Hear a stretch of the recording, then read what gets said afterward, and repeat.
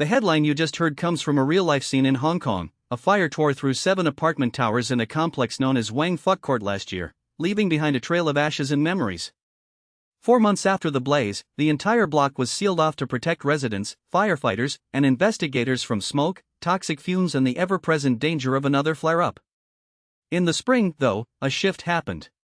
The gate that had been standing in the parking lot all winter opened, and tenants were finally allowed back into the ruins where their homes had once stood.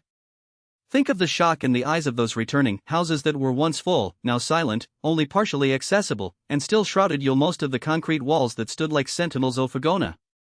The police kept it tight, only a handful of apartments were open, and a wall of people made their way in, some to mourn, some to search for lost objects.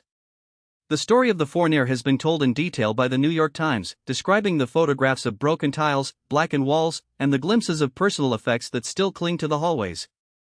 Some residents discovered photo frames still hanging from a crooked wall, others found a faded picture of a family that had been born in that very building. The article shares how the fire and the subsequent sealing forced an entire community into a kind of limbo. It explains that the flames, fed by the building's electrical shorts, were intense enough to damage the BARL air delivery system, making the area hazardous to enter.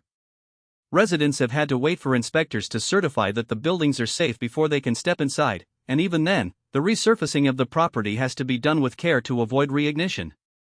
One intriguing point from the piece is how many items were left behind. While the fire destroyed a lot of things, some instruction of the household items continue to stand in the remnants, an array of boxes that survived the blaze, in boxes that originate from neighbors who didn't leave their life goods.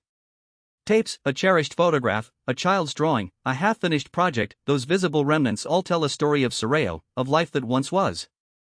The article states how, when the residents' come in, they see the physical contrast of the destroyed apartments and the items still there, and the audience can feel the frustration, hope, and the determination to rebuild their lives.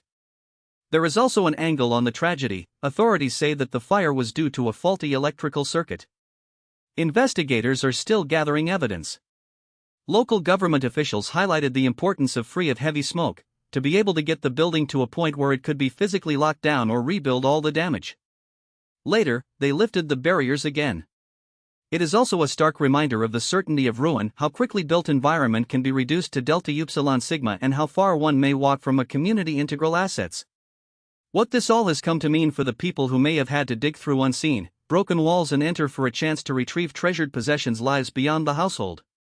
The article also notes that the group of volunteers and second-hand scavengers helped the residents for the reconstruction of people over 2014, many of them are free to give some better environment. As they walk through the remains and engage with someone's shredded curtains and the kitchen counter still rubs, they reminded that this was once a happy and bustling place. As we close out of our episode, let me leave you with a small thought on the resilience of humans. One tragic event may topple concrete, but the will to move forward is by far a more resilient force. Thanks for listening. We'll see you next time for more messages from the world around us.